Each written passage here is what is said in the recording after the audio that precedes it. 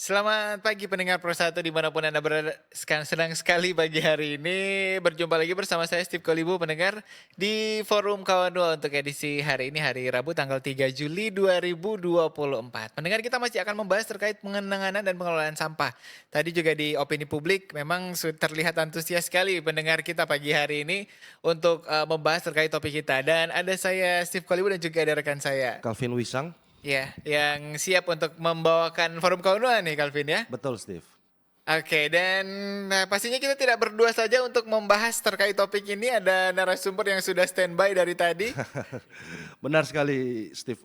Terkait topik kita pada pagi ini itu penanganan dan pengelolaan sampah. Sudah hadir di Studio Pro 1 RRI Manado. Selamat datang Ibu Ningsi. Yang pertama saya sebut Bapak Marlon Kamagi selaku CEO Baciraro Recycle, aktivis lingkungan juga ini. Selamat datang di RRI Pak. Ya. Gimana kabarnya? Baik, luar biasa. Sehat Pak? Sehat sekali. AC lumayan dingin atau Asal lumayan dingin. Oke, dan baru saja tiba di studio program 1 Manado, Ibu Wahyuningsi Sutrisno dari World Cleanup Day Sulawesi Utara. Selamat pagi, ini panggilnya apa ini? Ibu Ningsi? Ayu. Oh Ibu Ayu, oke. Selamat datang di RRI Ibu Ayu. Iya. Gimana kabarnya ini Bu? Baik, alhamdulillah. Perjalanan aman Bu ya? Iya. Tidak macet? Tidak. Oke baik, terima kasih. Dan Steve, kita masih juga menunggu satu narasumber yang sedang dalam perjalanan karena memang beliau dari Jakarta memang pas mendarat di Manado langsung menuju ke sini. Luar biasa ya. Luar biasa memang Steve. Mungkin Pak Freddy. Bapak Freddy Mandagi ini selaku fungsional pengawas lingkungan ahli muda Dinas Lingkungan Hidup Kota Manado. Semoga mungkin dalam perjalanan bisa tiba di studio programa 1 RRI Manado. Ya, sambil mendengarkan Pro 1 juga biar nanti Pak Edi juga sambil mengikuti Calvin ya untuk pagi hari ini Betul. yang kita bahas pagi-pagi inilah pokoknya ya. Betul Steve. Dan bagi Anda pendengar ya kami ingatkan kembali bagi Anda yang ingin bergabung bersama-sama dengan kami dalam forum kawan Nuwa pada pagi hari ini bisa menghubungi kami di line telepon 082195835080 dan Anda juga dapat menyaksikan forum kawan Nuwa kita pada pagi ini di fanpage lewat live streaming kami di fanpage RRI Manado, tentunya lewat media sosial Facebook. Dan mungkin Steve, kita mungkin langsung saja pada topik atau pembahasan kita pada pagi hari ini. Saya mungkin ke Pak Marlon ini selaku CEO Baciraro Recycle. Mungkin bisa dijelaskan dulu nih Pak Marlon, kalau berbicara penanganan dan pengelolaan sampah ini kan kalau dari organisasi recycle ini kan artinya mendaur ulang. Nah, mungkin bisa dijelaskan ini Baciraro Recycle ini seperti apa ini kepada masyarakat. Silakan Pak Marlon. Oke, baik. Terima kasih untuk kesempatan yang baik ini. Saya diundang jadi narasumber di kegiatan bincang-bincang ringan ini ya. Betul Pak Marlon. Karena ini kaitannya dengan hari yang diperingati hari ini, pengurangan sampah plastik ya. Hari Iya, tanpa hari kantong tanpa plastik kantong juga plastik. internasional hari ini. Internasional di 3 Juli ini. Baciraro adalah sebuah startup bisnis yang fokus memang dalam upaya membangun ekosistem pengelolaan sampah di Sulawesi Utara. Dan Baciraro kebetulan eksis sejak 2020, begitu mengikuti kompetisi 1000 startup digital dan kebetulan mendapatkan sebagai pemenang pertama di regional Manado, dan mulai sejak 2020 kita fokus melakukan edukasi bagaimana mengelola sampah. Dan memang permasalahan sampah ini permasalahan yang sangat kompleks dan membutuhkan dukungan semua pihak. Jadi tidak bisa cuma Baciraro sendiri atau pemerintah jalan sendiri atau komunitas juga jalan sendiri. Jadi upaya-upaya edukasi ini menjadi apa yang harus kami lakukan saat ini, dan yang paling penting adalah bagaimana membangun ekosistem itu. Jangan kita sudah sampai di kegiatan sosialisasi, begitu bangun bank sampah dan seterusnya itu tidak terkonek dengan ekosistem. Nah ini yang menyebabkan kita tidak bisa sustain, tidak bisa berkelanjutan. Oke. Baik. Dan memang kalau berbicara ini kan maksudnya dari salah satu segi mungkin ini bisnis Pak ya, Marlon. Tapi di sisi lain juga sebagai bagian juga dari upaya Pak Marlon dan komunitas atau mungkin organisasi Baciraro Recycle ini membantu pemerintah dalam hal penanganan dan pengelolaan sampah itu sendiri. Nah, dari eksistensinya dari tahun 2020 hingga saat ini tahun 2024, mungkin apa yang sudah dilakukan dari Baciraro Recycle itu sendiri, Pak? Baciraro sendiri sebenarnya kita lebih dikenal sebagai social entrepreneur ya. Oke. Jadi bukan pure entrepreneur yang semata mencari keuntungan, tapi memang kita dengan mencermati permasalahan sosial dan lingkungan, itu kemudian bagaimana kira-kira kita cari celah bisnisnya, karena isu pembangunan berkelanjutan itu kan ada tiga pilar. Betul. Aspek sosial, aspek lingkungan, dan aspek ekonomi. Nah, aspek ekonomi ini yang harus kita juga masukkan dalam sebuah upaya bisnis agar bisa berkelanjutan. Oke. Nah, yang sudah kami coba lakukan adalah di samping kita bagaimana membuat sampah plastik, sampah organik kemudian bernilai ekonomi yang kemudian bisa mendukung keberlanjutan, kami juga melakukan banyak kegiatan edukasi. Edukasi ini mulai dari bank sampah sekolah, kemudian bank sampah komunitas, bank sampah di desa, dan kita juga punya relawan namanya Voluntrace. Oke. Dan yang sudah kami coba lakukan ada beberapa program yang menjadi unggulan kita yang saat ini bekerja dengan beberapa pihak. Itu ada salah satu program namanya Trace for Life. Itu kerjasama dengan salah satu startup bisnis juga dari Bitung, yaitu Infinity Blood. Jadi bagaimana kami bekerja sama dengan kafe-kafe, hotel, restoran untuk restoran kafe itu mendonasikan sampah plastiknya. Kemudian Inblood itu kerjasama dengan PMI untuk kegiatan donor darah, yang kemudian transaksi sampah plastik dengan Baciraro itu mendukung pendonor mendapatkan semacam asuransi kesehatan. Nah, hal seperti ini yang sedang kita dorong. Kemudian ada juga program namanya Trace for Education yang kita kerjasama dengan salah satu bank sampah di Sangihe, Green Corner itu. Di sana ada sebuah lembaga kursus bahasa Inggris yang kemudian anak-anak itu diedukasi lingkungan, mereka bawa botol plastik, kemudian mereka mendapatkan kursus bahasa Inggris gratis. Oke, hal seperti begini yang lagi kita coba dorong karena sejak dini jika edukasi ini masuk ke masyarakat, diharapkan ke depan ada perubahan perilaku khususnya dalam penggunaan Sampah plastik. Oke, baik. Mungkin pertanyaan yang sama ini, Steve, ke Ibu Ayu ya. Terkait penanganan dan pengelolaan sampah itu sendiri kan Ibu Ayu juga ini kan tergabung di World Cleanup Day Sulawesi Utara. Nah, mungkin bisa dijelaskan ini apa sih World Cleanup Day ini? Mungkin sebagian masyarakat masih belum tahu ini organisasi ini yang bergerak di bidang apa ini. Silakan Ibu Ayu. Jadi World Cleanup Day ini merupakan program dari organisasi Let's Do It World yang berasal dari Estonia dari tahun 2008 dan pertama kali dilaksanakan di Sulawesi Utara itu pada tahun 2018. Itu kami bersama-sama dengan Pak Marlon juga waktu itu ya, pertama kali di Memang luar biasa ya. Sulawesi Utara karena World Cleanup Day itu sendiri merupakan hari bersih-bersih sedunia yang dilaksanakan pada satu hari. Pada satu hari pada waktu itu, tapi untuk sekarang rentang waktunya tidak cuma satu hari karena mengingat juga kondisi di setiap daerah itu berbeda-beda juga kan untuk waktunya begitu. Dan jadi kita mengajak kepada masyarakat untuk sama-sama memungut sampah begitu di tempat-tempat yang ada sampah ilegalnya, maksudnya bukan dibuang di TPS tempat bukan tempat sampah tapi dijadikan tempat sampah ya. Yang begitu. Jadi kita melihat spot-spot yang tidak elok yang sampahnya dibuang sembarangan dan kita ajak masyarakat dan pemuda untuk ikut sama-sama di satu hari itu untuk melaksanakan kegiatan memungut sampah dan dalam pelaksanaan itu juga kita bekerja sama dengan dinas terkait, dinas lingkungan hidup. Kalau yang di mana itu kita sama-sama dengan Ibu Lika. Iya. Dan ada juga karena di DLH itu sendiri juga sudah ada bank sampah kan. Ya, betul, Jadi kita dalam proses pemungutan sampah itu kita sudah langsung memilahnya begitu. Jadi sampah anorganik yang kayak plastik, botol plastik sekali pakai itu yang masih bisa di recycle, kayak botol-botol begini bisa didaur ulang.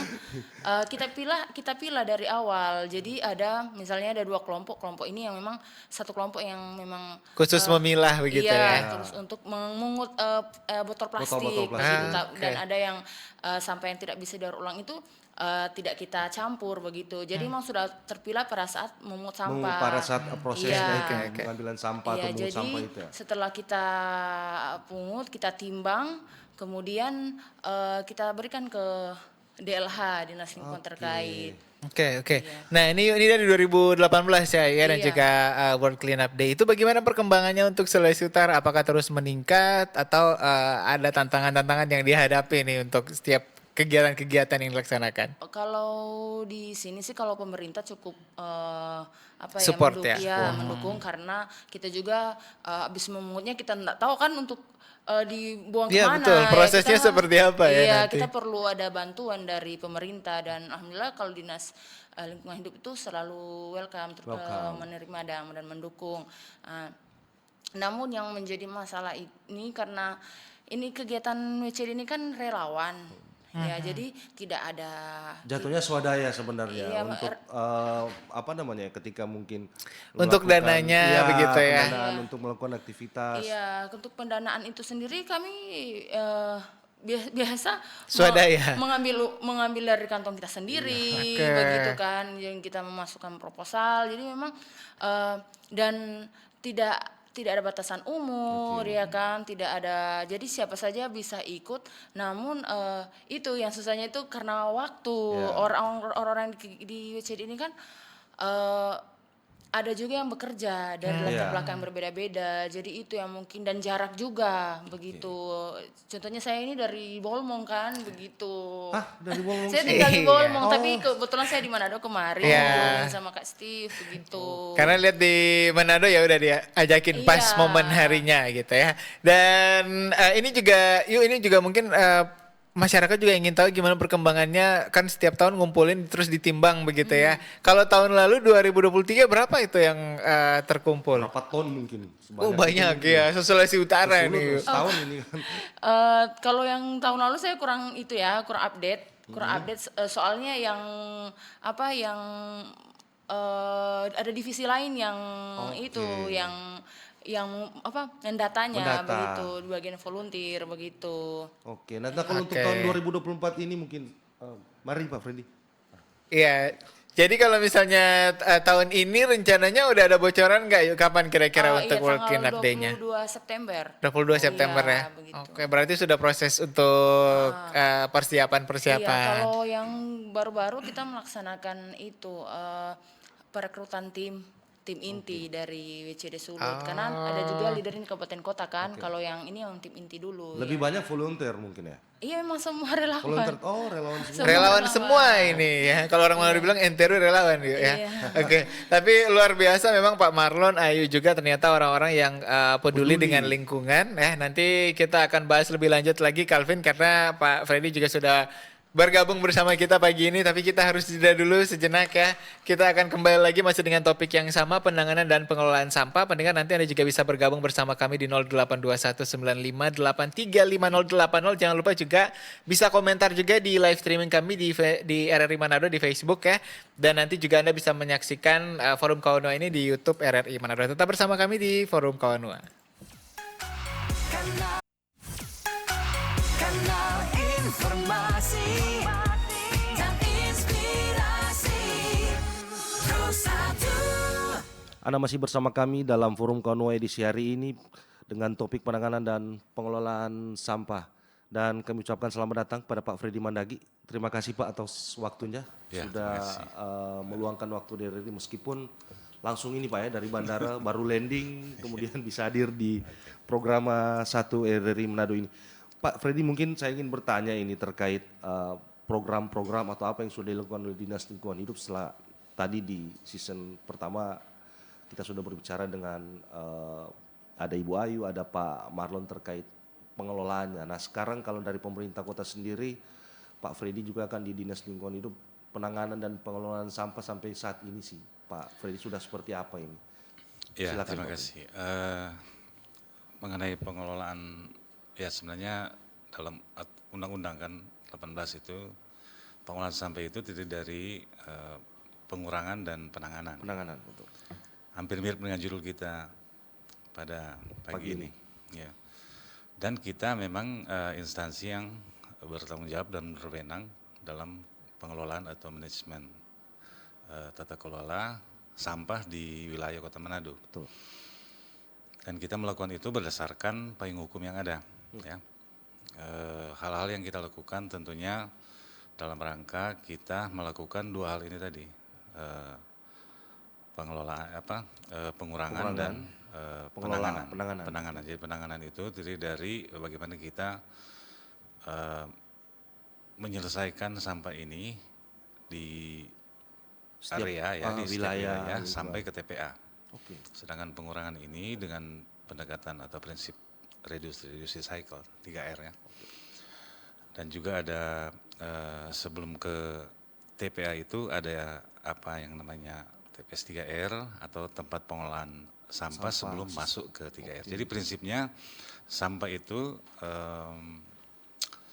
dipilah, kemudian dikurangi dulu ya.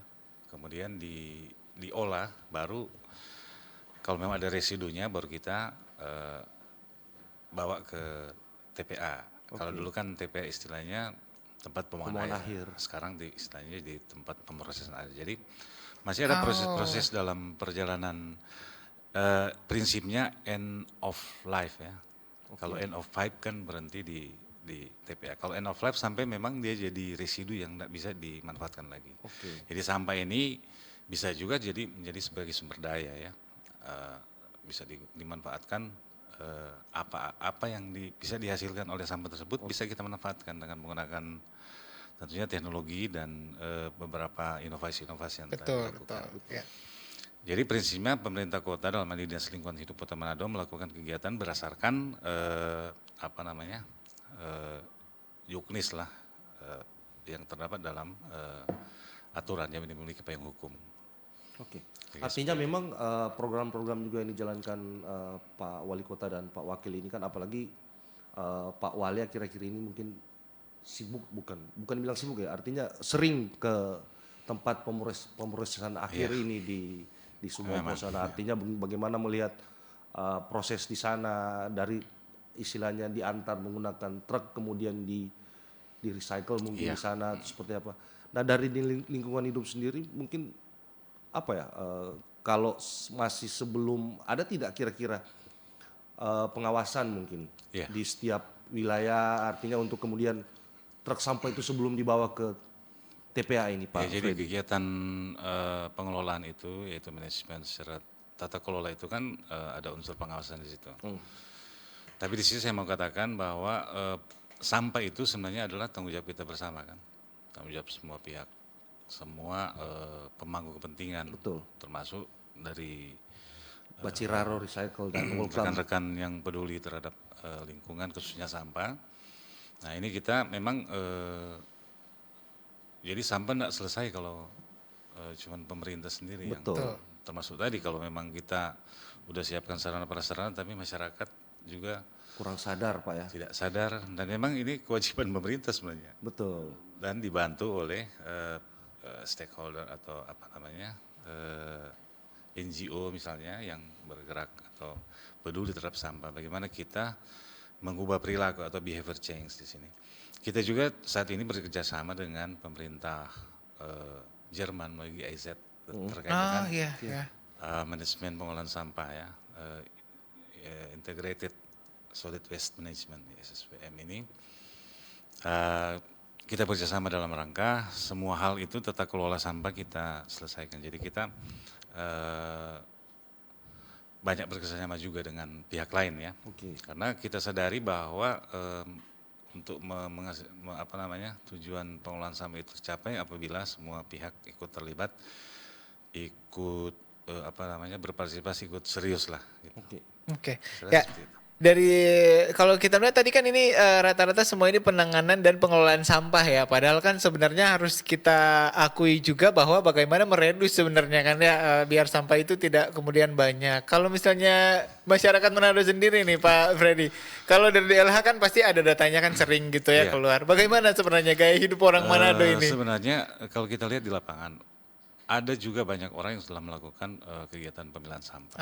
Jadi, mereka telah melakukan pemilahan secara mandiri itu secara Pak. mandiri. Beberapa saya pantau di khususnya di kelurahan saya juga ada beberapa orang yang melakukan itu. Jadi tinggal sampah yang tidak bisa dimanfaatkan yang dia serahkan ke pengangkut ini. Sampah. Sampah ini yang roda 3 itu. Iya. Oke. Ada juga banyak sebenarnya. Dan itu kalau misalnya kita jadi ditelur Oke, ditularkan Ya, ke ditularkan lingkungan sekitar pasti banyak ya. saya rasa peran pasti akan lebih banyak ya.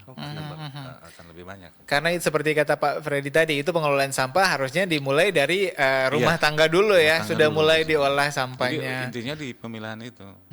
Orang belajar memilah sampah yang organik kita. Sebenarnya enggak susah amat sebenarnya, kita cukup misalnya sampah sisa makanan, sisa maaci ikan gitu Iya. yang bau-bau busuk itu. Kita bikin saja di kayak tempat semacam keranjang begitu yang kalau di ini ada komposter begitu. Dan itu tidak akan bau dan ada teknologi sederhana juga yang bisa kita terapkan di rumah tangga. Kemudian plastik kan kita bisa kumpulkan, kertas bisa kita kumpulkan secara mandiri ya. Dimulai dari rumah tangga dulu. Oke. Kemudian yang memang tidak bisa dimanfaatkan itu diserahkan ke petugas pengangkut atau pengumpul sampah. Saya rasa kalau ini dan ini sudah banyak yang melakukan. Ya. Dan patut ditiru ya, mudah-mudahan makin banyak lagi nih yang melakukan hal tersebut ya, tinggal memilah sampah, minimal itu dulu ya, memilah sampah dulu. Dan yang paling gampang sebenarnya Steve, kalau untuk sampah-sampah botol plastik nih, seperti yang di depan kita ini sebenarnya bisa jadi cuan lah katakanlah. Iya. Kalau sekarang bank sampah ya, tapi sifatnya mandiri Pak Freddy atau Iya, seperti apa?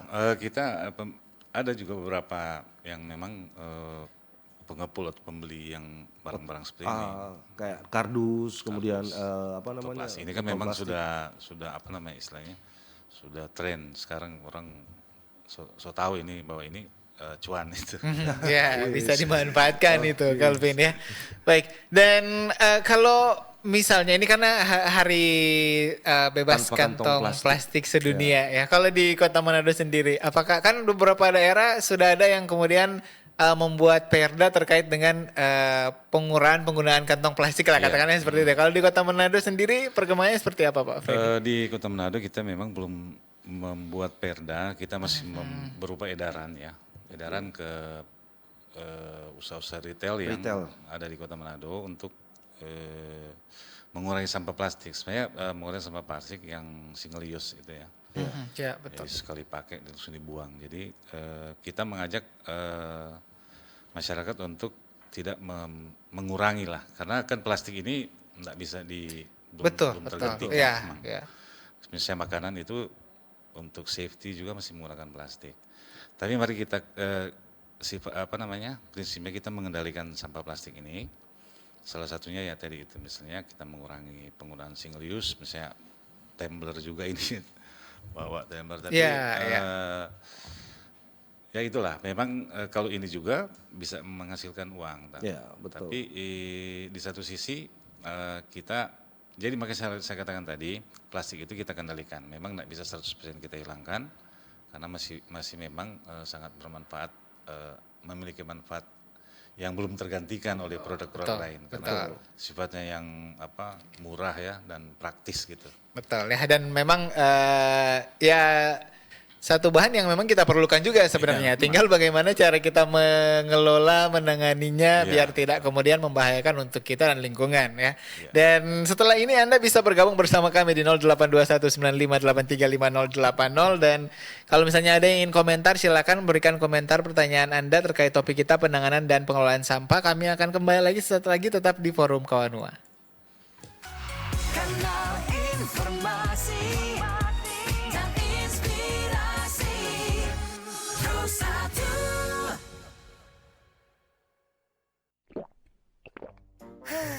Habis, buang sini aja deh. Hei, beraninya kamu membuangku sembarangan. Kaleng kecil bisa ngomong. Memang kamu yang sekecil ini bisa berbuat apa? Belum tahu dia. Piwit, teman-teman. Hah?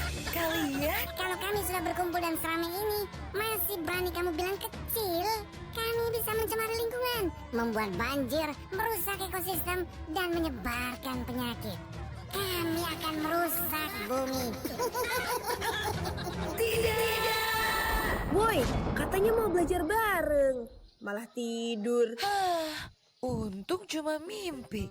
Vin, kita nggak boleh buang sampah sembarangan. Ya emang iya, kamu tuh yang suka buang sampah sembarangan. Kamu juga. Yuk, kita bersih-bersih yuk. Ayo dah. Jadilah bagian dari solusi, bukan polusi.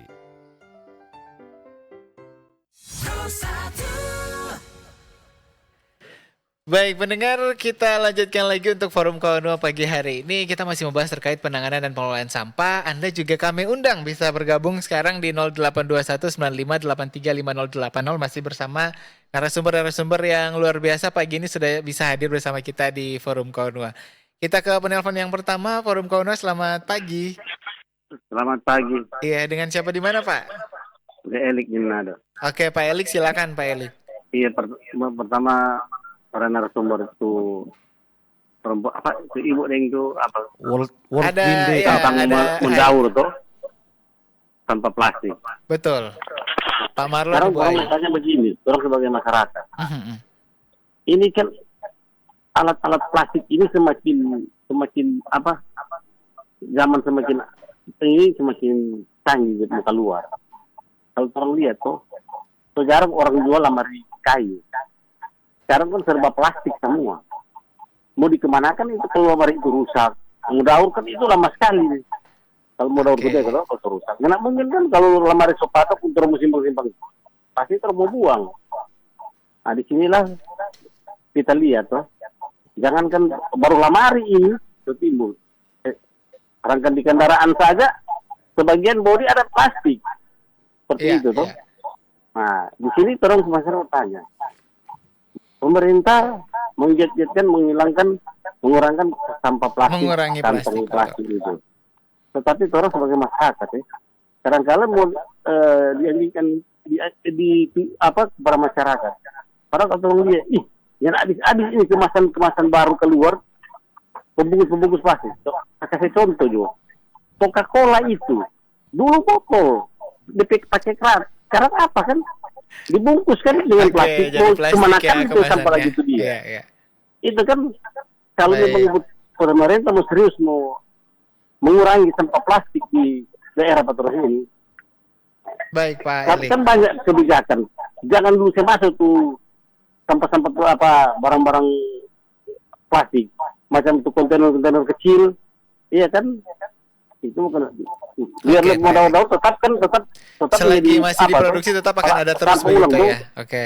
Kalau orang daur ulang menjadi ini tetap itu menjadi sampah ulang plastik. Baik, baik. Seperti itu. Jadi kira-kira bagaimana di rangkai ini? Baik. Karena susah juga karena pajak paling terbesar mungkin di situ tuh di topik itu. Kira-kira terima kasih. Ya, terima kasih Pak Elik di Manado tadi ya. Tapi mungkin kita lebih fokus lagi terkait dengan plastik yang single use tadi ya. Kalau misalnya yang kita pakai lama juga mungkin agak apa ya, tidak terlalu mengganggu, bukan tidak terlalu mengganggu sih ya, tapi untuk terjadi penumpukan juga tidak seperti sampah plastik, seperti botol plastik tadi yang kemudian kalau kita produksi setiap hari kan menumpuk jadinya. Penelpon yang kedua, Calvin. Forum kawan dua, selamat pagi. Selamat pagi Selamat pagi, dengan siapa Pak, ini di mana? dengan Pak Alex Oh, di mana Pak Alex? di Kolongan. Oh, di Kolongan. Silakan Pak Alex. Iya, terima kasih untuk pembahasan tema pada pagi ini.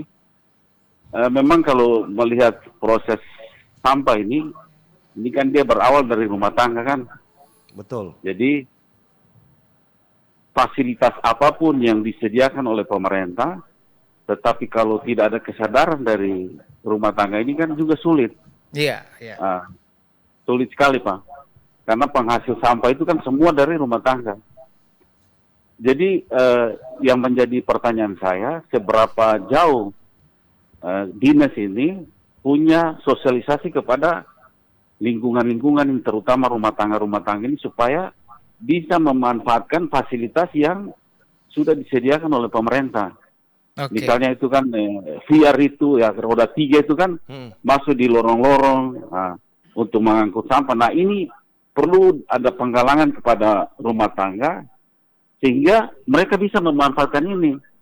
Jangan lagi buang sampah di got-got atau di mana kan supaya lebih bersih lah. Baik, Mungkin Pak itu. Alex. Terima kasih terima Pak kasih. Alex, selamat pagi. Terima kasih untuk masukannya. Juga ada beberapa pertanyaan tadi ya terkait dengan sosialisasi ke masyarakat sudah sejauh apa. Satu lagi kami tunggu di 082195835080. Jangan lupa Anda bisa langsung ke topiknya untuk pagi hari ini, penanganan dan pengelolaan sampah. Biar bisa ada beberapa lagi lah yang bisa kita tanggapi. Bisa dicoba kembali di line telepon kami di 082195835080. Oke, sayang sekali terputus lagi. Kita langsung bahas saja. Ada Pak Elik dan juga Pak Alex ya. Kalau Pak Elik juga sebenarnya kalau dari sisi industri ya, produsen-produsen makanan, minuman itu yang menggunakan plastik, itu mereka juga turut bertanggung jawab nggak sih? Pak Marlon dulu deh, kira-kira ada mereka nggak sih yang bertanggung jawab juga? Kan seperti beberapa brand yang menggunakan plastik, apakah mereka juga ada tanggung jawabnya nih terhadap produk mereka, Pak Marlon? Oke. Sepanjang pengetahuan saya, hal itu sudah diatur dalam Undang-Undang Pengelolaan Sampah, seperti yang dibilang Pak Freddy tadi. Ada namanya EPR, Extended Producer Responsibility, bahwa setiap perusahaan, setiap produsen itu punya tanggung jawab terhadap kemasan mereka. Jadi setiap perusahaan sekarang diminta untuk membuat namanya peta jalan pengurangan sampah plastik. Nah, ini kalau dikaitkan dengan 3R tadi, reuse, reduce, recycle, jangan terputar ya, jangan recycle dulu, tapi reuse, reduce. Reduce itu pengurangan. Nah, pengurangan itu sekarang setiap perusahaan diminta untuk membuat kemasan yang lebih ramah terhadap lingkungan. Jadi mulai dari aspek kemasan, makanya kalau isu kita bicara tentang single use plastik, itu yang jadi sasaran sebenarnya. Karena saat ini banyak sekali produsen-produsen menghasilkan kemasan-kemasan saset. Betul. Dan saset itu multi layer yang kemudian sangat sulit untuk didaur ulang. Karena masuk di pasar daur ulang itu, industri daur ulang itu nilainya sangat rendah. Nah, di sini yang dalam rapat-rapat dengan asosiasi dan kementerian di sana membicarakan tentang setiap perusahaan ini membangun peta jalan pengurangan sampah plastik, yaitu yang sudah ditekankan bahwa setiap perusahaan itu harus bertanggung jawab terhadap kemasan mereka. Makanya lebih kepada ada inisiatif-inisiatif sekarang refill, jadi ada station refill yang kalau bawa kemasan sendiri di refill itu akan harganya lebih murah dan sebagainya. Ini adalah upaya-upaya yang dilakukan oleh produsen. Nah, seperti yang kita ketahui juga, kalau kita kembali kepada sejarah plastik, sebenarnya kan plastik ini kalau menurut penemunya adalah temuan ajaib ya, abad ini. Karena plastik ini pertama dia ringan, kemudian higienis, kemudian bisa didaur ulang. Nah, yang jadi permasalahan adalah di saat budaya kita, budaya daun, ya semua kemasan masih pakai daun zaman dulu. Habis kita pakai kemasan misalnya daun woka, daun pisang, habis itu kan langsung buang dan itu bisa langsung terurai menjadi kompos. Nah, berbeda dengan budaya plastik. Budaya plastik ini harusnya bisa digunakan kembali, reuse, dan bisa didaur ulang, recycle. Sehingga kalaupun kita menggunakan plastik sebagai kemasan, itu harusnya dibawa kembali bisa digunakan kembali dengan cara dicuci, kemudian dipakai kembali, atau kalau sudah tidak bisa dipakai, didaur ulang. Nah, ini yang sebenarnya informasi dari pemerintah, komunitas, dan semua kita yang ada di sini harusnya bisa mendorong itu, mengedukasi masyarakat bahwa reuse, reduce, recycle adalah kunci dari permasalahan sampah plastik. Oke, baik. Jadi bukan plastiknya yang kita salahkan ya, budaya yang kita yang belum bisa untuk kemudian memanfaatkan dan mengolah sampah plastik ini. Yuk, kalau misalnya dari World Cleanup Day kan tiap tahun ada ya, itu dirinci juga nggak sih kira-kira brand-brand apa saja kemudian yang paling banyak ditemukan di Manado? Karena beberapa waktu lalu saya sempat ke tempat pemrosesan sampah di Pulau Bunaken, di sana tuh ditemukan ada ternyata brand-brand dari luar juga mengapung sampai di perairan Manado ternyata. Yuk. Iya, jadi untuk kita kan kalau ngomong sampah, kita sudah tidak terlalu memperhatikan juga oke, begitu kan. iya. Orang soalnya nak mulia DP merek. Cuman kalau yang kayak misalnya pembungkus Supermi begitu ya. Ada yang dari tahun berapa Mie instan begitu yang lama ya. sudah lama sekali itu, dan memang itu benar karena plastik itu kan sulit terurai. Dia butuh waktu berapa ratus tahun kan Dalam begitu. 100 tahun pun tidak akan Iya. terurai jadi. Iya, bisa sampai 500 tahun paling lama, ya kan. Dan apabila dia di laut itu akan menjadi mikroplastik, ya, dan itu berbahaya kan. Pasti ikan juga pasti makan kan, itu dia tidak tahu itu plastik kan, begitu.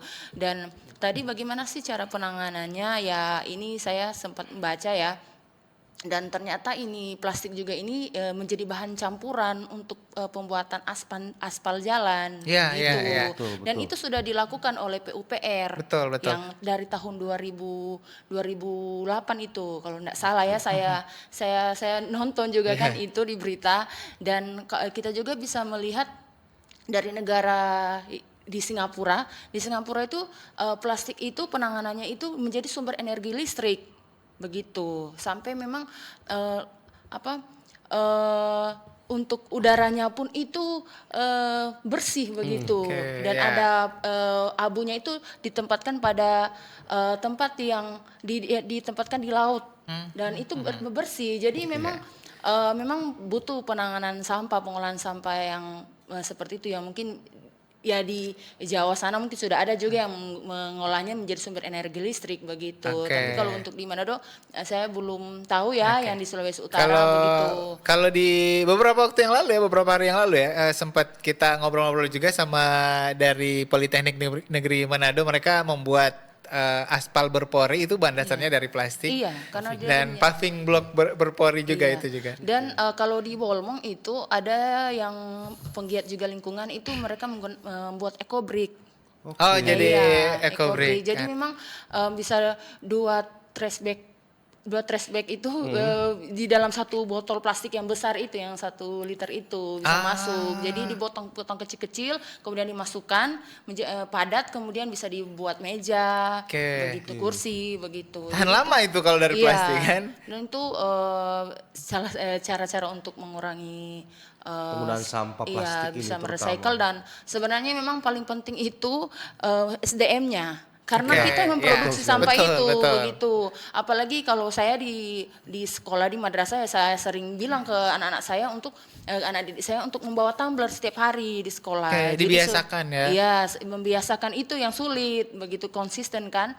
Jadi selain bernilai ekonomis, anak-anak sudah tidak keluar jajan lagi untuk Iya, beli betul. minum, mereka juga mengurangi Iya. sampah Sampah. kan, Oke. begitu. Jadi hal-hal seperti itu yang bisa dilakukan. Oke, baik. Nah, Pak Freddy, kalau dari tadi Pak Alex bertanya dari DLH, sosialisasi ke masyarakat sudah sejauh apa sebenarnya?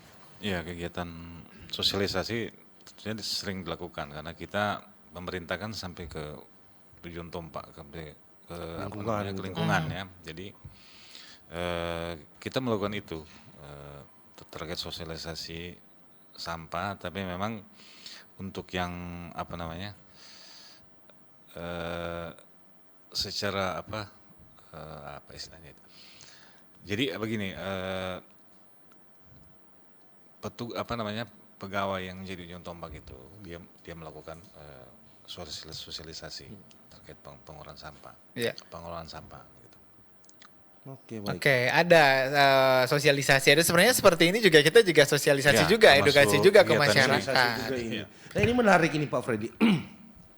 Kalau tadi yang disampaikan oleh Pak Marlon terkait ada tidak tanggung jawab dari produsen ini. Kalau mungkin dari Pak Freddy sendiri, pemerintah kota ada tidak kira-kira sosialisasi kepada retail ini, terutama ini Alfamart, bisa ya bilang merek? Nggak apa-apa, Indomaret, Freshmart. ini terkait penggunaan kantong plastik ini.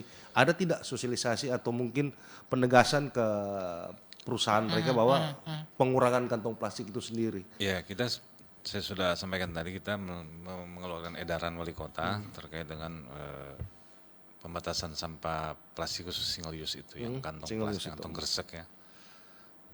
Kemudian kita juga ada namanya kebijakan instrumen lingkungan di situ, ada AMDAL, UKLPL sebagai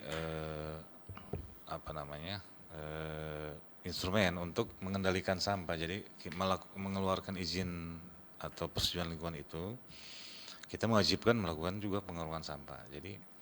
Jadi beberapa hal di situ. Namun satu hal di sini juga yang mungkin belum kita atau belum sempat kita bicarakan terkait dengan penegakan hukum.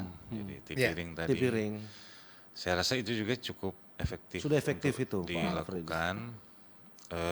Dan itu banyak contoh kan memang. Iya, betul. Tanpa sadar gitu, ada CCTV. Dengan sadar itu sengaja membuang sampah di situ. Tanpa sadar kalau ada orang yang lihat. Oh, dia nggak sadar kalau ada yang lihat. Efek jerahnya itu cukup itu. Iya, betul Pak Freddy. Besar. Oke, betul sih ya. Dilakukan itu. Jadi sebenarnya banyak hal yang telah kita lakukan, semua dalam rangka bagaimana kita pengolahan sampah ini supaya menjadi lebih baik, lebih agar supaya lingkungan kita terjaga. Betul ya. Apalagi kalau misalnya kita jalan-jalan ke tempat wisata sudah bersih, ya jangan kemudian dikotori dengan sampah plastik. Kita terima penelpon, mungkin ini jadi penelpon yang terakhir kita untuk pagi ini. Forum Kawan Nuan, selamat pagi. Halo, selamat pagi. Forum Kawan Nuan, selamat pagi. Halo.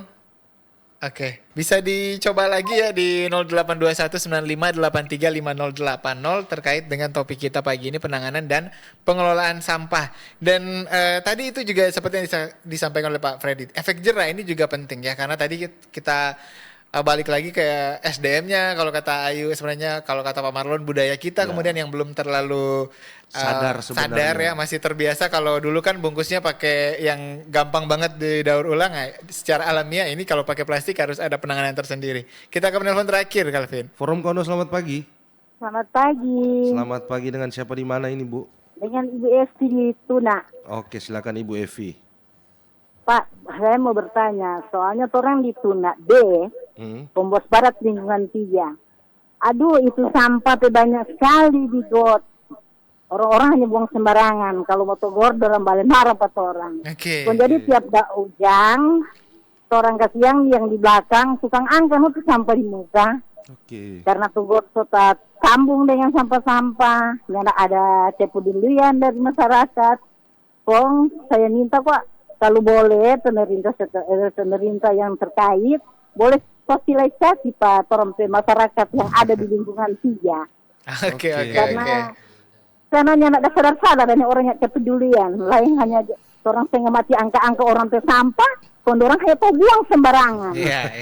Buang di got lagi. Pokoknya got besar, got kecil. Penuhnya orang sampah mantas, sampah plastik. Pokoknya serupa-rupa dan. Baik, Bu Evi.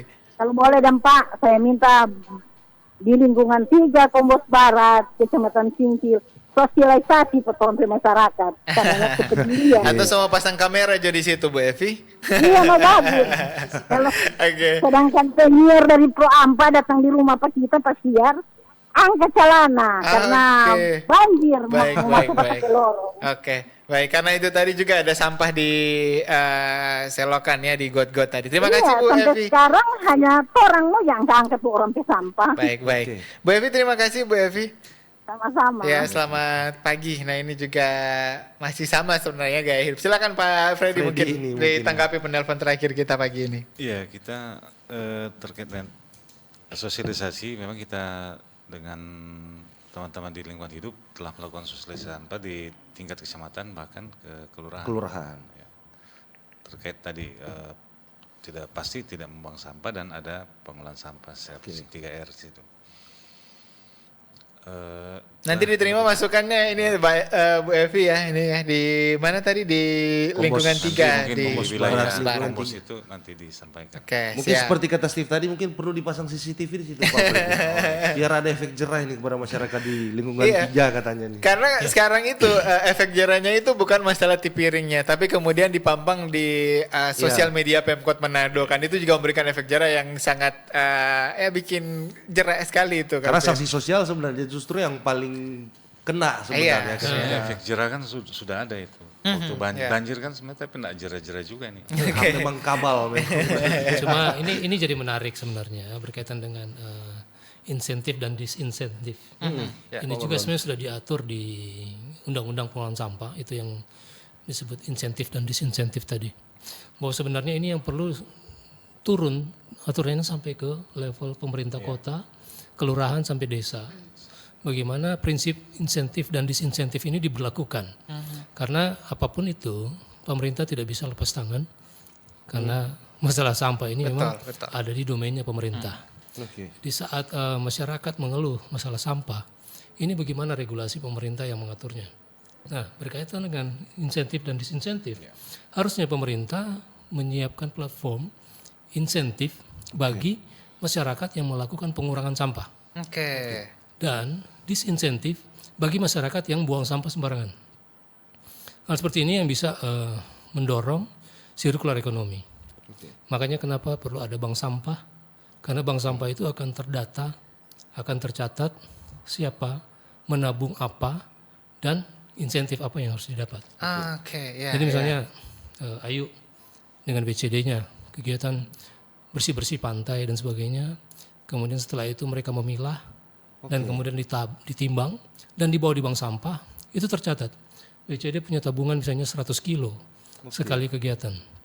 Itu bisa dikonversi ke rupiah berapa, dan itu sebenarnya bisa juga terkonversi berapa biaya pengolahan sampah di TPA. Dan itu ada di APBD. Harusnya itu bisa dikonversikan, dipindahkan ke para pengelola sampah di bank sampah. Karena ada proses pengurangan itu. Ada penanganan dan pengurangan sampah.